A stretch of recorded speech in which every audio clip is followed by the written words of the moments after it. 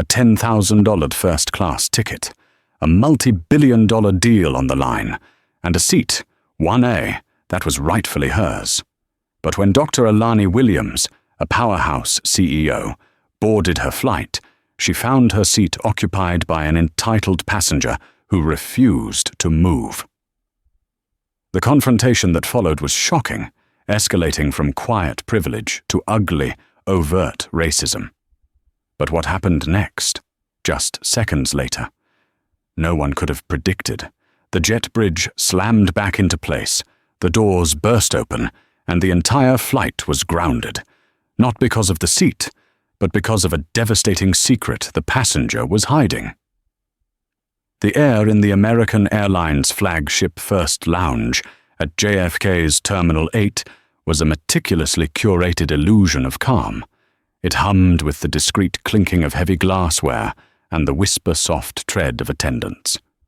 Dr. Alani Williams sat in a high-backed alcove, the Financial Times open on the table, though her focus was on the secured PDF on her tablet.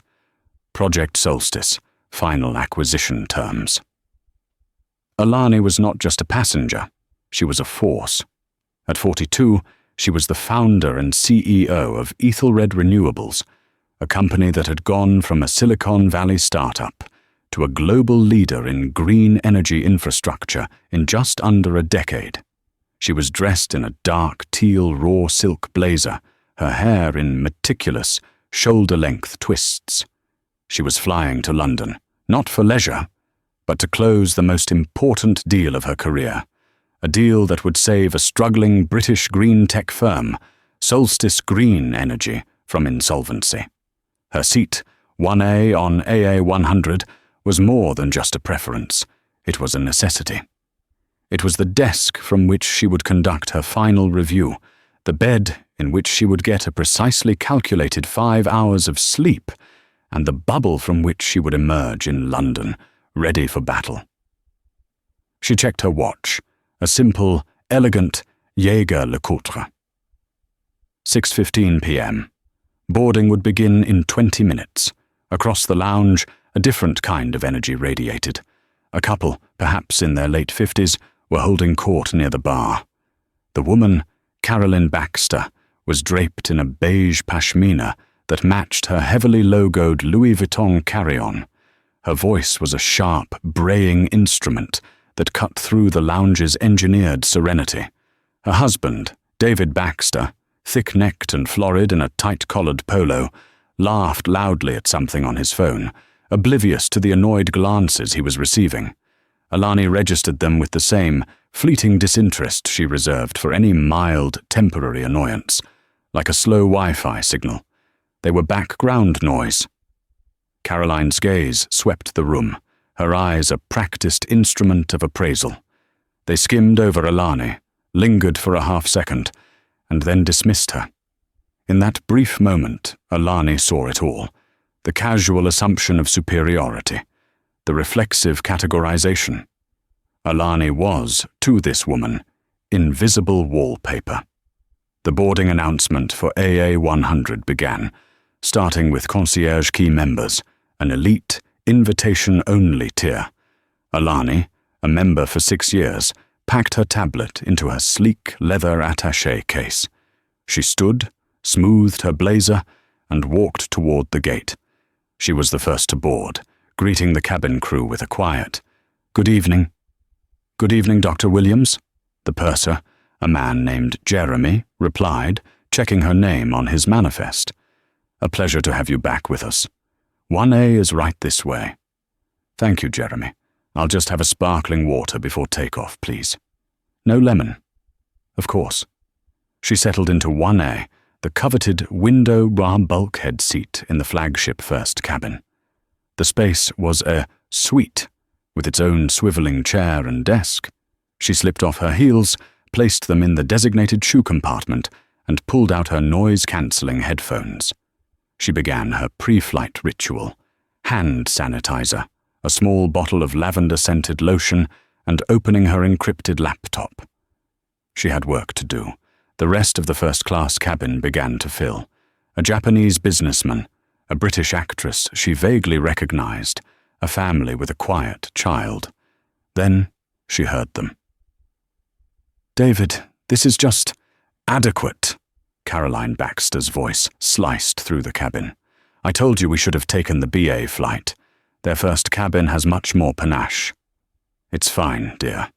We'll be in London by morning," David grumbled, already trying to wedge his oversized golf bag umbrella into the overhead bin, despite the flight attendant's polite offers to stow it. Alani didn't look up. She was deep in a complex financial model, her brow furrowed. She heard the Baxters settle into 1BI and 1D, the two seats in the middle. There was a brief, huffy argument about who had more legroom, which David summarily lost. Alani's focus was absolute. She was calculating the risk-to-reward ratio of absorbing Solstice's unexpected debt load. Her CFO, Richard, believed the company was being deliberately undervalued by its primary creditors, a shadowy holding firm called Baxter Holdings. It was Alani's job to find out why. "Excuse me," a flight attendant, a young man named Liam, murmured. "Dr. Williams? Your sparkling water." "Thank you, Liam," she said, her voice warm but professional. She took the glass, her eyes never leaving the screen. She was so absorbed that she didn't realize she had left her cashmere travel wrap on the seat's footstool. After a few minutes, feeling a draft, she unbuckled her belt to stand and retrieve it from her overhead bag. She was gone for perhaps 30 seconds. When she turned around, Caroline Baxter was sitting in her seat, not just resting, but settled. Her beige pashmina was arranged over the seat, her high-end designer purse was on the console, and she was busily examining her makeup in a gold-plated compact. Alani paused, assuming it was a simple, embarrassing mistake. "Excuse me," Alani said, her voice calm and neutral. "I believe you're in my seat." Caroline didn't look up. She snapped the compact shut. "Oh, I don't think so, dear." "I'm in 1A, Alani said, holding up her boarding pass, which was still in her hand. "This is 1A. Caroline finally, slowly, turned her head. Her eyes, pale and cold, raked Alani up and down. "Well, that's a problem, isn't it? My husband and I are in the middle, and I prefer a window. This one is much better. You can just take my seat over there." Alani felt a familiar, cold spike of adrenaline. It was the same feeling she got before a hostile board meeting. She kept her voice perfectly level. "My boarding pass says 1A. Your boarding pass is for 1D. I'd like you to move, please." David Baxter, from the middle seat, now leaned over. "Hey now, my wife just asked you nicely. What's the big deal? Just swap. It's a win-win. She gets the window. You get to sit with... Well, you get the aisle. The big deal, sir, is that I am in my assigned, paid-for seat. This is not a negotiation," Alani said, her gaze fixed on Caroline. "Please move." Caroline let out a short, incredulous laugh. It was a practiced, ugly sound. "My goodness. You're being very aggressive, aren't you? People like you always seem to want to make a scene." The cabin, once filled with the quiet rustle of magazines, went silent. The coded language hung in the air, thick and toxic. "People like you." Alani felt the blood rush to her face, but her expression remained a mask of professional granite. "I'm not making a scene. I am asking you for the final time to move from my seat." "Or what?" Caroline sneered, crossing her arms. "What are you going to do about it?" The silence that followed Caroline's challenge was absolute. It was a vacuum, sucking all the air and polite pre-flight chatter out of the first-class cabin. Every eye was now fixed on the confrontation at 1A. The British actress looked up from her script, her mouth a small O of surprise. The Japanese businessman, sensing the shift, slowly removed his earbuds. Alani Williams stood in the aisle, her attaché case still in her left hand, her boarding pass in her right. She was a study in controlled stillness. She did not raise her voice. She did not gesticulate. She simply held her ground, a fixed point against which Caroline Baxter's chaotic entitlement was crashing. "I'm not going to do anything," Alani stated, her voice cutting through the stillness with surgical precision. "I'm going to wait for the cabin crew to resolve this, as per airline policy. But I assure you, I will be sitting in this seat when this plane leaves for London." Carolyn scoffed, turning to her husband. "David, can you believe this? She's threatening me." "No one is threatening you, Caroline," Alani said, her patience now visibly and intentionally evaporating. She was done playing defense. "You are sitting in a seat that does not belong to you. You are delaying the boarding process. Move." "I will not be spoken to this way," Caroline shrieked, her voice climbing an octave. "Flight attendant, this woman is harassing me. I feel unsafe." This was the classic, textbook maneuver, the weaponization of fragility. Alani had seen it deployed in boardrooms, usually more subtly, to undermine her authority. To see it here, so raw and blatant, was almost archaic. Liam, the young flight attendant who had served her water, hurried over, his face pale and blotchy. "Ma'am? Dr. Williams? Is there a problem?" "Yes, Liam, there is," Alani said, turning to him. She did not point. She did not accuse. She simply stated facts. "This passenger is in my seat, 1A. Her seat is 1D. She has refused to move." Liam looked at Caroline, who was now performing for the cabin, dabbing at her eyes with a silk handkerchief. "Oh, this is just awful. She came over here and just attacked me. I'm shaking. I need a window seat. I get terrible anxiety." "Ma'am," Liam said, his voice trembling slightly. He was woefully out of his depth. "May I see your boarding pass, please?" "I don't need to show you my boarding pass," Caroline snapped. "I'm in this seat. Now go get me a glass of champagne and tell the captain to get this thing in the air. We're late." David Baxter, seeing his wife's manufactured distress and the flight attendant's weakness, saw his opening. He stood up, a large, physically imposing man. He puffed out his chest, attempting to loom over Alani, who was a good 6 inches shorter, but did not yield an inch of ground. "Look," David said, his voice a low, threatening rumble. "I don't know how you got a ticket for this cabin, but we've been flying this route for 20 years. We're million-milers. My wife is upset. Just take the other seat and be quiet. It's a simple request." The implication was as clear as the diamond on his gaudy pinky ring. "You don't belong here." "I don't care if you've flown 1 billion miles," Alani replied, her gaze shifting to David. His cologne was overpowering, a cheap, musky scent. "Your travel history does not give you the right to steal my seat.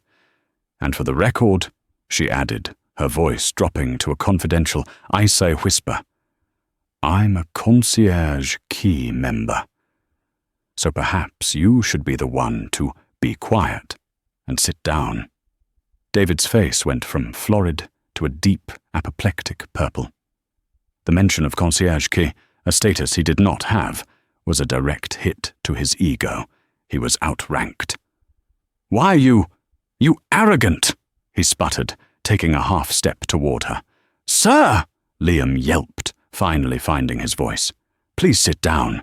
You cannot speak to another passenger that way." "She's the one causing the problem," David roared, pointing a thick finger at Alani. "She's probably one of those diversity hires, given a free ticket to make the airline look good."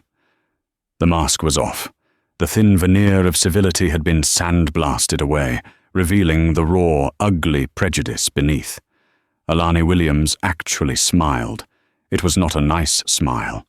It was the smile she reserved for opposing counsel who had just fatally miscalculated. You've just made this very, very simple, she said. She turned away from the Baxters, dismissing them completely, and looked at Liam. Liam, you are now a witness to a passenger creating an actively hostile and discriminatory environment. This is no longer a seat dispute. This is a passenger misconduct issue.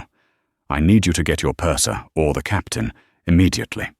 If you don't, I will press the call button until someone else does. This plane is not taking off with these people in this cabin. Liam, galvanized by her authority, nodded sharply. Right away, Dr. Williams. He scrambled toward the galley.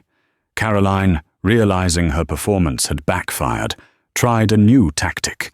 She stood up, grabbing her purse. Fine, fine, I don't want the stupid seat anyway. This entire airline is just trash. She expected Alani to move. Alani did not. She stood firmly in the aisle, blocking Caroline's exit. Excuse me, Caroline hissed. Are you going to move? In a moment, Alani said. First, I'm going to take my seat. Then, I'm going to watch you take yours. With deliberate, unhurried grace, Alani stepped past the fuming Caroline, sat down in 1A, and calmly buckled her seatbelt. She picked up her tablet, opened the Project Solstice file, and looked up at the apoplectic woman. Now, Alani said. It's your turn to move. Please take your seat. 1D, the middle one. It was a total, comprehensive, and humiliating defeat. Caroline Baxter looked as if she had been slapped. She was trembling with a rage so profound it left her speechless. She shot a look of pure venom at Alani, then turned and stomped to 1D, throwing herself into the seat with a dramatic, bone-jarring thud. David Baxter glared at Alani, muttered a string of profanities under his breath, and sat down next to his wife. The cabin was silent. Alani turned her attention back to her screen, her heartbeat a steady, strong drum. She had won. The purser, Jeremy, appeared. Dr. Williams? I was told there was a... It's been resolved, Jeremy, Alani said, not looking up. Thank you. But I would like to file a formal complaint about passengers 1D and 1B upon landing. Of course, Doctor. Jeremy was cut off by the click hiss of the cockpit door opening. Captain Foley was a man who looked like he had been carved from the same aluminum as the 777 he flew. He was tall, silver-haired, and possessed an air of absolute, unshakable authority. He did not look amused. He stepped out of the cockpit, followed by Jeremy, who looked profoundly unhappy. Good evening, folks. Captain Foley's voice boomed in the enclosed space, instantly commanding attention. I'm Captain Foley, and I've been told we're having a disagreement that is preventing my crew from securing the cabin for departure. He walked down the aisle, his eyes scanning the cabin. He stopped at the first row, his gaze landing on Alani, who was in her seat, and the Baxters, who were simmering in theirs. I understand, he said, his voice dropping, that there was a dispute over seat 1A. Before Alani could speak, Caroline unbuckled and leapt to her feet. Captain! Thank God! This woman, she pointed, her finger shaking, has been harassing us since we boarded. She was aggressive, threatening, and frankly, I think she's unstable. She called my husband a racist. David, emboldened, stood up as well. It's true, Captain. We just tried to... Sit down, Foley said. It was not a request. David Baxter's mouth snapped shut, and he sat. Caroline remained standing, her mouth agape. Ma'am, sit down, the captain repeated. You do not stand when a captain is addressing you on his aircraft. You are not at a garden party. Humiliated, Caroline sank back into her seat. Captain Foley turned his gaze to Alani. Dr. Williams, I see you are in 1A. Is this your assigned seat? It is, Captain, Alani said, holding up her boarding pass. And was there an issue? Yes, Captain. Mrs. Baxter was sitting in my seat and refused to move. When I insisted, Mr. Baxter became verbally abusive and discriminatory. He accused me of being a diversity hire who was given a free ticket. The captain's face did not change, but his eyes, a very pale blue, seemed to get colder. He turned to the Baxters. "Mr. and Mrs. Baxter, is this true?" "It's a misunderstanding," David blustered. "She's twisting our words. We're the victims here." "Captain," Alani interjected, her voice still quiet, but now laced with steel. "The entire cabin was witness. Your flight attendant, Liam, was a witness. I am a CEO on my way to a critical business meeting. I have zero interest in misunderstandings. I have an interest in a safe, professional, and non-hostile flight environment. What I received from these two passengers was overt racism and verbal aggression. Frankly, I do not feel comfortable flying for 8 hours with them." The finality of her statement hung in the air. This was no longer about a seat. This was about security. Captain Foley nodded slowly. He understood. He had crossed a line from customer service to federal aviation regulations. The pilot has ultimate authority, and that authority is built on one principle: safety. A passenger who is aggressive, discriminatory, and non-compliant before takeoff is a severe safety risk. "I see," he said. He looked at the Baxters. His voice was now devoid of any warmth. "Mr. and Mrs. Baxter, we have a problem. My first-class cabin is not a debate society. It is not a place for you to verbally abuse other passengers. It is not a place for you to ignore crew instructions. And it is certainly not a place for you to throw around racist vitriol." "How dare you!" Caroline shrieked, finding her voice. We are... "You are what, ma'am? Million-milers. Important? Everyone on this plane is important. Everyone on this plane has a right to be treated with dignity. You two have failed that test." He pressed the call button above his head. "Jeremy, please have ground security meet the aircraft." Caroline Baxter's face drained of all color. What does that mean?" "It means," Captain Foley said, "that your journey with American Airlines ends here. You, your husband, and your luggage are being removed from my flight." "You can't do this," David roared, standing up again. "This is insane. We have a meeting. We will sue you.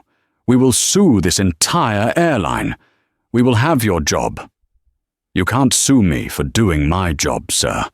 And my job is to ensure the safety and comfort of all passengers, including Dr. Williams. You have proven you are incapable of being on this aircraft. You are a security risk." "Security risk?" Caroline was now sobbing, real tears of rage and humiliation. "Because of a seat? No, ma'am," Captain Foley said, stepping back to let the purser through. "Because of your character."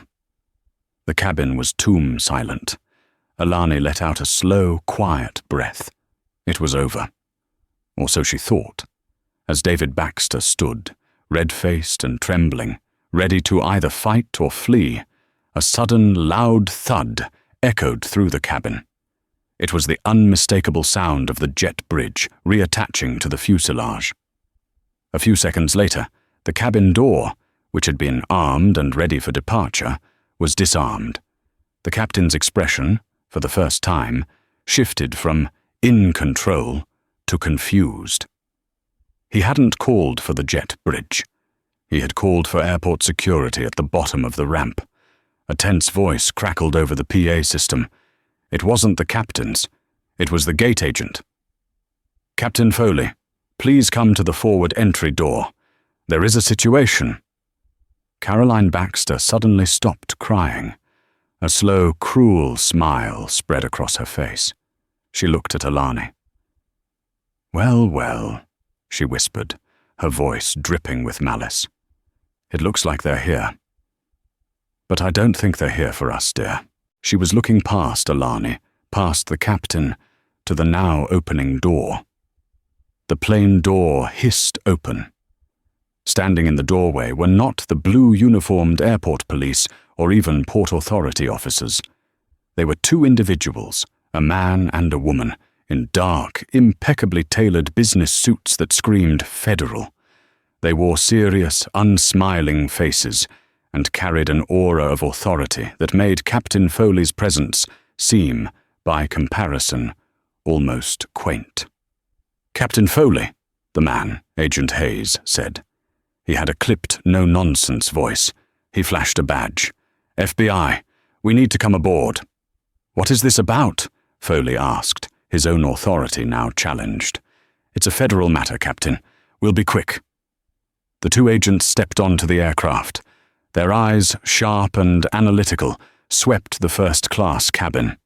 They registered the Baxters standing in the aisle, and Alani seated and watching, her expression a mask of confusion. Caroline Baxter, seeing the FBI badges, had a moment of pure, unadulterated triumph. She was convinced they were here for Alani. The racist logic in her mind was simple. Black woman in first class, causing trouble, must be a criminal. "Right here, officers," Caroline said, her voice bright and helpful. "This woman has been causing a terrible disturbance. She's been threatening us." Agent Hayes didn't even look at her. His gaze was fixed on her husband. Agent Price, his partner, held up a photo on her phone. She compared it to David Baxter. "David Allen Baxter?" Agent Price asked. Her voice was flat. David Baxter, who had been enjoying his wife's attempted redirection, froze. The blood drained from his face, leaving his skin a pasty, sick-looking grey. "Yes?" he managed, his voice a dry croak. "I'm Agent Price. This is Agent Hayes. We're with the White-Collar Crime Division." Caroline's smile twitched and died. "White-collar? What? David? What is this?" "Mr. Baxter," Agent Hayes said, stepping forward. He was now directly in front of David, blocking him. "You are under arrest by order of the U.S. District Court for the Southern District of New York." "Arrest?" Caroline's voice was a barely audible squeak. "For what?" David blustered, but the words had no conviction. He was shrinking before their eyes. "For 12 counts of wire fraud, 6 counts of securities fraud, 4 counts of conspiracy to commit money laundering, and 1 count of embezzlement," Agent Hayes recited, as if reading a grocery list. The agent pulled a pair of handcuffs from his belt. "Sir, please turn around and place your hands behind your back." The click of the handcuffs locking was the loudest sound Alani had ever heard. Pandemonium. Caroline let out a scream that was part animal, part grief. "No, you can't! This is a mistake. We're respected. David, tell them." "Sir, you have the right to remain silent," Agent Price began, reading him his Miranda rights, as Agent Hayes guided the now docile David Baxter toward the door. "Caroline!" David yelled, his face a mask of terror. "Call Robert! Call our lawyer! Call him now!" "This is ridiculous!" Caroline shrieked, grabbing Agent Price's arm. "You can't just—" "Ma'am," Agent Price said, grabbing Caroline's wrist and removing it with practiced ease. "You need to step back. You're interfering with a federal arrest." "I'm his wife." "We know," Agent Hayes said, pausing at the door. "Caroline Baxter, you are not under arrest at this time. However, you are a person of material interest in this investigation. Your passport has been flagged. You will not be leaving the country. You will be served a subpoena to appear before a grand jury by the end of the night. Do not try to leave this airport." The color, the fight, the very life seemed to drain out of Caroline Baxter. She stumbled back, falling into her seat, 1D, as if her bones had turned to liquid. David Baxter was led off the plane, his head bowed. The entire cabin was silent, phones held high, recording every second. The man who, 5 minutes earlier, had been a roaring lion of privilege, was now a shackled, defeated old man in a polo shirt. Captain Foley, who had watched the entire scene with a stunned, professional detachment, stepped back into the cabin. He looked at Agent Price. Is that all, Agent?" "Not quite, Captain," she said. "We have a warrant for their luggage, all of it. It needs to be removed from the cargo hold. And, I'm afraid, per federal protocol, this aircraft is now a secondary crime scene. No one can leave until we've swept their seats and immediate area for any discarded items." A collective groan went up from the cabin. Captain Foley's shoulders slumped. He knew what this meant. He picked up the PA microphone. His voice, usually so steady, was laced with exhaustion. "Ladies and gentlemen, this is your captain speaking. Due to a security event involving the arrest of several passengers by federal agents, this aircraft is now under federal jurisdiction." He took a deep breath. "We will be required to deplane all passengers. The associated security sweeps and the removal of cargo mean we will not be making our scheduled departure time. Seconds later, the flight is grounded." He let the words sink in. "American Airlines, Flight 100 to London, Heathrow is officially and indefinitely delayed. We are grounded." Alani Williams sat in 1A. She looked at the empty seat, 1B, where David Baxter had been. She looked at Caroline Baxter, who was slumped in 1D, not crying, but just staring, vacant-eyed, at the bulkhead. The confrontation, the racism, the fight over the seat. It all seemed so small, so petty, in the face of what had just happened. The woman who had tried to steal her seat had, in the span of 10 minutes, lost her husband, her vacation, her reputation, and by the sound of it, her entire life. This wasn't just karma. This was a biblical-level reckoning. The deplaning process was a surreal, somber affair. The normal hustle of a cancelled flight, passengers angrily demanding rebookings, complaining about an uncooperative engine, was replaced by a stunned, funereal silence. They were all witnesses to something far more profound than a mechanical failure. They had watched a life implode. Alani gathered her things. As she passed 1D, she paused. Caroline Baxter had not moved. She was just sitting there, her designer purse in her lap, her pashmina askew. She looked like a store mannequin that had been tipped over and righted, all her haughty animation gone. A gate agent, Sarah, was now at her side, speaking in the gentle, firm tones one uses for the deeply traumatized. "Mrs. Baxter? Ma'am? We need you to come with us. We have to deplane. We have your things." Caroline didn't respond. She just stared forward. "Ma'am, please," Sarah urged. We have to sweep the seat." At that, Caroline flinched. She looked up at Sarah, her eyes hollow. "They took him," she whispered. "Yes, ma'am. You need to come with us now." Slowly, like an old woman, Caroline Baxter stood. She fumbled with her carry-on, and a gold lipstick rolled out, clattering onto the floor.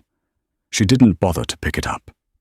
Alani watched as Sarah, the gate agent, gently guided the broken woman off the plane. Alani was one of the last to leave. As she stepped onto the jet bridge, Captain Foley was there, standing by the door. "Dr. Williams," he said, his face etched with fatigue. "Captain, I want to apologize, not just for the delay, but for what you were subjected to. That was unacceptable. You handled yourself with a level of grace that I, frankly, find astonishing." "You handled it, Captain," Alani said, giving him a small, appreciative nod. "You made the right call." "It seems I did. Just not for the reasons I thought," he mused. "In 30 years of flying, I've never seen anything like that. An arrest, right on the plane."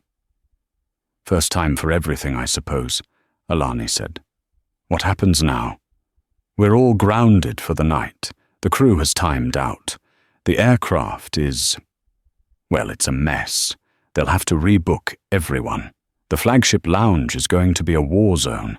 As a concierge key, he said, you should be able to get priority rebooking. Go to the service desk. Tell them I sent you. Thank you, Captain. Good luck. You too, Doctor. I hope you make your meeting. The terminal was buzzing. Word had already spread, and the videos were, no doubt, already hitting social media. Passengers from the flight were huddled in small groups, whispering, their phones out. Alani bypassed the chaos and headed straight to the rebooking desk in the lounge. The agent, a woman named Maria, looked up and sighed. Let me guess. AA 100. AA 100, Alani confirmed. Dr. Alani Williams, I need the first flight to London tomorrow. Whatever it takes. Maria's fingers flew across the keyboard. Dr. Williams. Concierge key. Oh, thank goodness. You're at the top of the list. The next flight, AA 104, leaves at 8:30 a.m. I can confirm you in 1A on that flight right now. Perfect. Thank you, Maria. You're a lifesaver. It's the least we can do. I'll have a hotel and meal voucher sent to your app. The TWA hotel. That's perfect. Alani found a quiet corner in the now crowded lounge. She had lost a night. She needed to contact her team. She pulled out her phone, and that's when she saw it. 22 missed calls, 47 text messages, all from her CFO, Richard, and her legal team. Her blood ran cold. This was not about the flight. This was about the deal. Richard, what's wrong? She said, as soon as he picked up. Alani, my God, where are you? Are you on the plane? Richard's voice was frantic. No, I'm at JFK. The flight was grounded. Long story. What's happening? Did Solstice back out? No. Alani, the deal just exploded. In a good way. A great way. You are not going to believe this. Richard, I'm not in the mood for games. What happened? Baxter Holdings, he yelled into the phone. They just imploded. The primary creditor for Solstice, the ones who were choking the life out of them and holding up our deal. The FBI just arrested the CEO, David Baxter, at JFK. He was apparently trying to flee the country. Alani sat down. She felt lightheaded. David Baxter, she repeated, her voice numb. Yes, David and Caroline Baxter, a massive, massive fraud scheme. They were running a Ponzi using Solstice Green Energy as their personal piggy bank. They were the ones driving it into the ground, shorting its stock and blocking our acquisition, hoping to buy up the last of the assets in a fire sale before the whole thing collapsed. Alani looked up at the lounge television. The local news was on, and there, in grainy, zoomed-in smartphone footage, was the image of David Baxter being led in handcuffs off her flight. Alani, are you there? I'm here, Richard, she said, her voice a whisper. I'm here. Richard, the Baxters. They were on my flight. What? They were in my cabin, David and Caroline Baxter. The woman, she tried to steal my seat.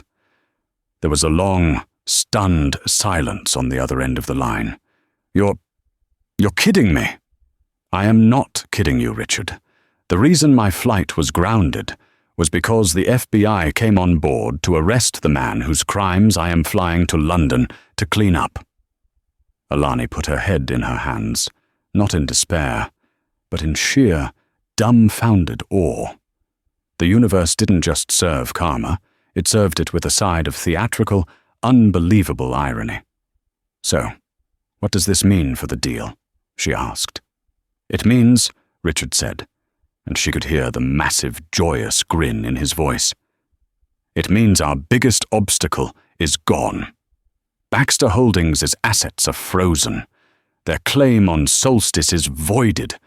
The company isn't just salvageable, it's practically gift-wrapped for us. The board in London is ecstatic. They're hailing you as a hero, though I don't think they know why." Alani started to laugh. It began as a small, hysterical chuckle and grew into a full, shoulder-shaking laugh of pure, unadulterated release. The stress of the deal, the confrontation, the flight, it all washed away. The Baxters hadn't just been rude, they hadn't just been racist. They had been desperate. They were rats on a sinking ship, lashing out at anyone and everyone on their way down. And Caroline, in her final, arrogant act of entitlement, had picked a fight with the one person who was, unknowingly, about to profit from her entire life's ruin. She had tried to steal the seat of the woman who was, in effect, about to buy her entire bankrupt world for pennies on the dollar. The TWA Hotel at JFK is a monument to a different era of travel, a sleek, retro-futuristic cathedral of concrete and glass. Alani checked into her room, the silence of the space a stark contrast to the chaos of the terminal. She stood at the window, watching the planes take off and land in the night, a mesmerizing, endless ballet of red and white lights. Her phone buzzed, a news alert. Billionaire real estate mogul David Baxter arrested at JFK in multi-million-dollar fraud scheme. She clicked the link. The story was still developing, but the details were damning.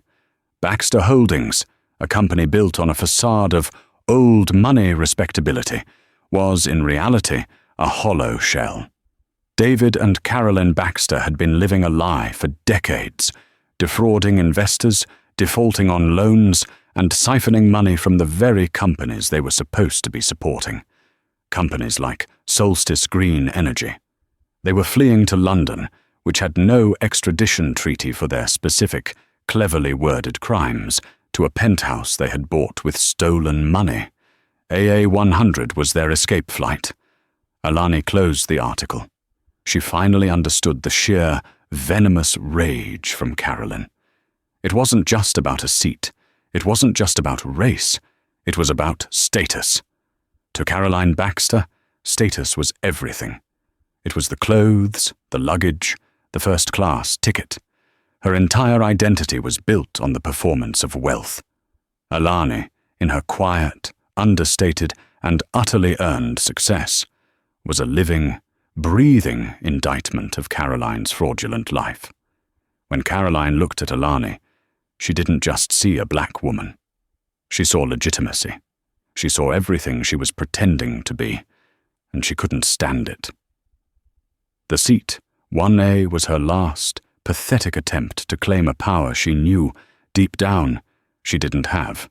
She was fighting for a window seat on a flight she should never have been on, a flight that was, in all senses, her last.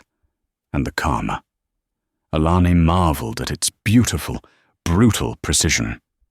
If the Baxters had been polite, if Caroline had just said, "Oh, my mistake," and moved, if David hadn't been an aggressive, racist fool, the confrontation would never have happened. The captain would never have been called. The flight would never have been delayed. The armed and ready door would have been sealed. And when the FBI arrived at the gate, they would have been 5 minutes too late. The plane would have been pushing back. They would not have been able to stop it. The Baxters would have escaped. They would have landed in London, disappeared into their penthouse, and the Solstice deal would have been hopelessly entangled in their fraudulent debt for years. Ethelred Renewables would have walked away. Hundreds of jobs at Solstice would have been lost. Alani's refusal to be bullied, her insistence on her rightful place, was the single, random variable that had brought their entire empire crashing down. Her presence in that seat, or rather her fight for it, had grounded the flight long enough for justice to open the door. Alani slept for 6 hours, a deep, dreamless sleep. She woke at 5 a.m., ordered coffee, and spent 2 hours on a video call with her legal team, rewriting the acquisition offer. It was no longer a rescue.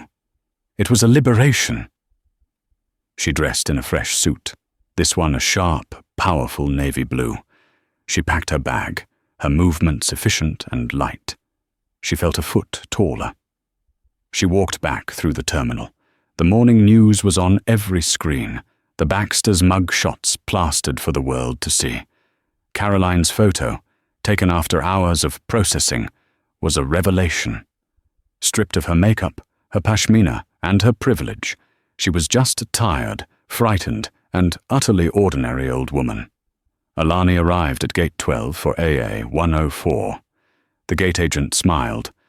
"Good morning, Dr. Williams. We've been expecting you." The new cabin crew was waiting. The new purser, a woman named Beth, greeted her at the door. "Dr. Williams, welcome aboard. We heard about last night." Alani raised an eyebrow. "I'm sure you did." "On behalf of the airline," Beth said, her voice low and sincere, "we are profoundly sorry. And on behalf of this crew, well, it's an honor to have you. The honor is mine, Beth. I just want a quiet flight." "You've got it. 1A is waiting for you." Alani walked to her seat. It was the same seat, on the same model of aircraft, but it felt entirely different. It felt like hers. She sat down. "Can I get you some pre-departure champagne, Dr. Williams?" Beth asked. "Or sparkling water?" Alani smiled. "The champagne today. I think I'll celebrate." As she settled in, she saw the last passenger for first class board. It was the British actress from the night before. She saw Alani, her eyes widened in recognition, and she stopped.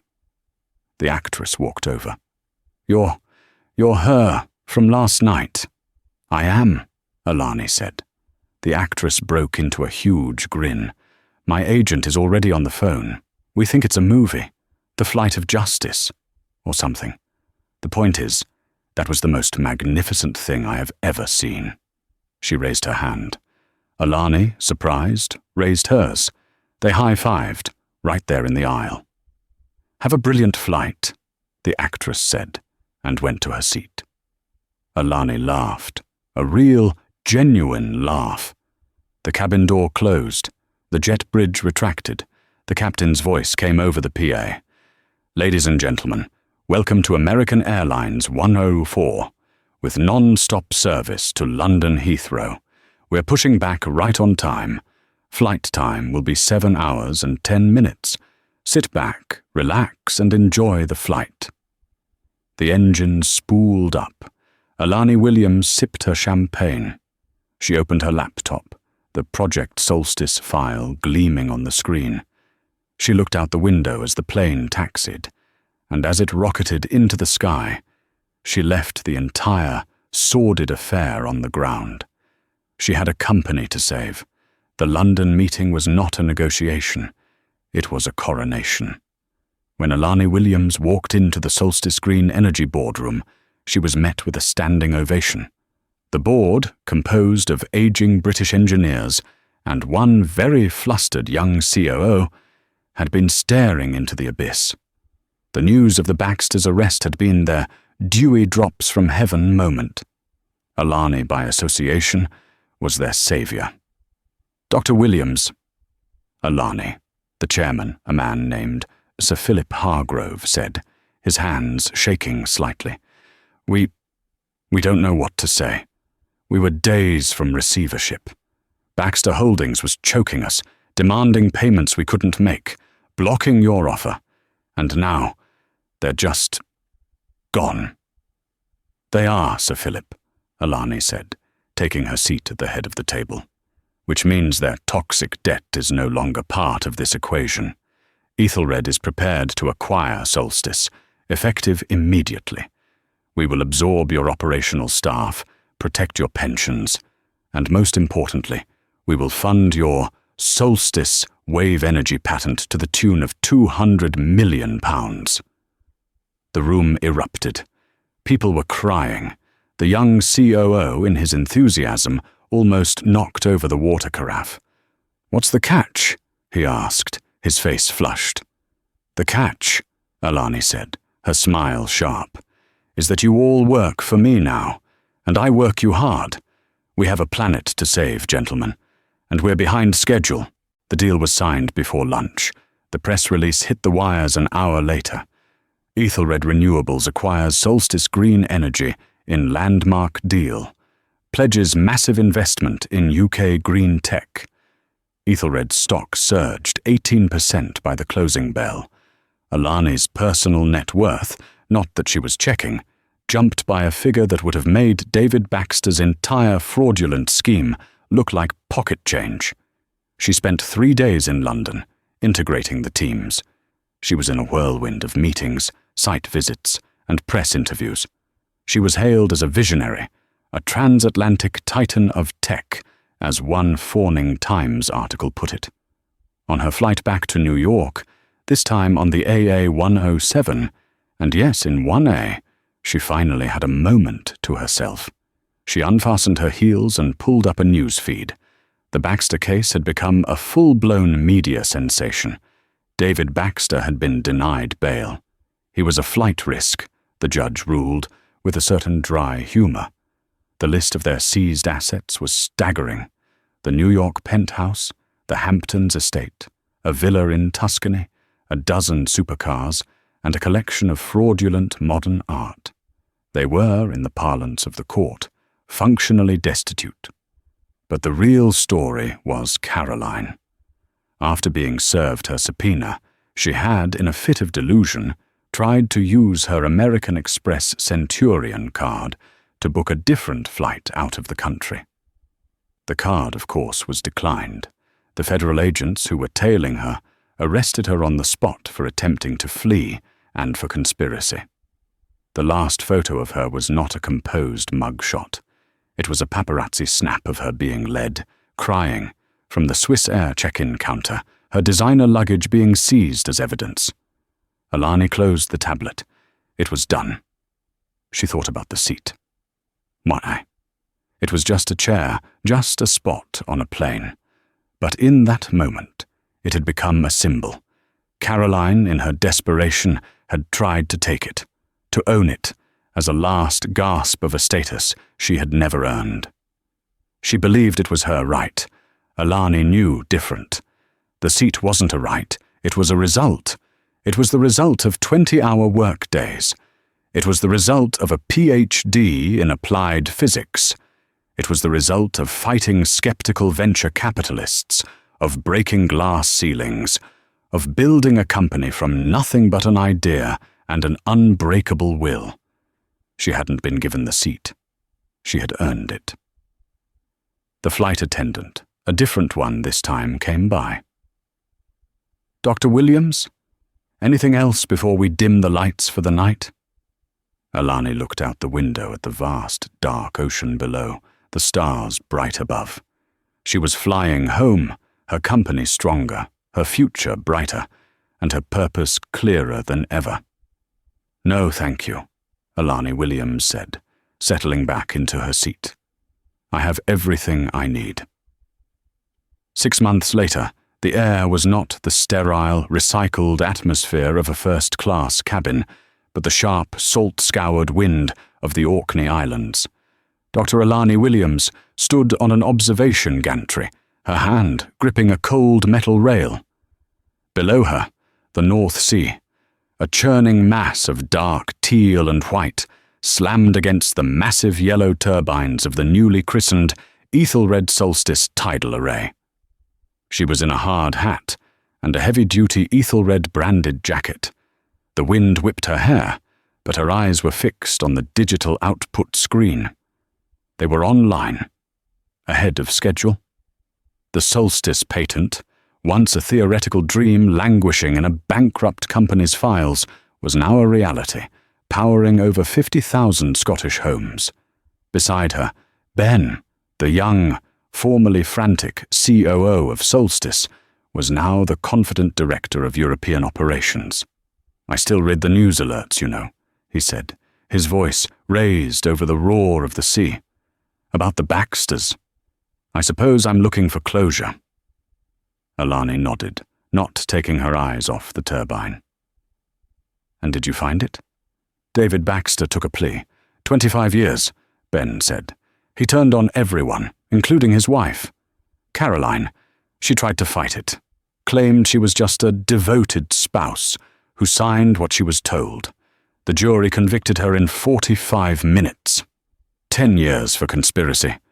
He paused, then added, "The auction for their assets concluded last week. That penthouse in London, the one they were fleeing to, it was bought by a sovereign wealth fund. All their designer clothes, the jewelry, sold for pennies on the dollar to pay back a fraction of what they stole." Alani finally looked away from the sea. She thought of Caroline in her beige pashmina, sneering about panache. She thought of her trying to steal a seat, a pathetic last grab for a status that was already evaporating beneath her. "That isn't closure, Ben," Alani said, her voice firm. "That's just an ending." She pointed to the massive spinning turbine, a monument of steel and engineering harnessing the power of the planet. "This is closure. This is what we build from the wreckage. They were a void, a black hole of debt and fraud. We are a power source." A notification pinged on her phone. It wasn't from her team. It was an email from American Airlines. Not a form letter, but a personal message from Captain Foley. He was retiring. His last flight had been a week prior. "Dr. Williams," he wrote, "I've thought about that night often. In 30 years, I've dealt with engine failures, medical emergencies, and storms, but I've never seen such a potent combination of justice and, well, timing. You taught my younger crew a lesson that night. That authority isn't about the uniform you wear, but about the integrity you hold. Thank you for your grace. Fly safe." Alani smiled, tucking the phone away. She had a new flight to catch. Not to London, but to Tokyo, for the next acquisition. She walked back toward the command center, the wind at her back. She had long since forgotten the petty humiliation of the confrontation, but she had never forgotten the lesson. The world is full of people who believe they are entitled to your seat. The only response is to not only claim it, but to build an empire from it. And that, right there, is what you call jet-fueled karma. The story of Dr. Alani Williams and the Baxters isn't just a wild tale of a flight grounded by the FBI. It's a powerful, real-life lesson. It shows what happens when entitlement, arrogance, and deep-seated prejudice collide with quiet, unshakable competence. Caroline Baxter thought she was just stealing a seat, but she was really picking a fight with the very person who represented the justice she was fleeing. What do you think? Was this the most satisfying takedown you've ever heard of? Have you ever witnessed someone's privilege get checked so hard, so publicly? Let me know your thoughts in the comments below. If you loved this story of instant karma and a powerful CEO getting the last laugh, do me a favor. Hit that like button, share this video with someone who needs to see it, and most importantly, click subscribe and ring that bell. We have so many more incredible, true-life stories coming your way.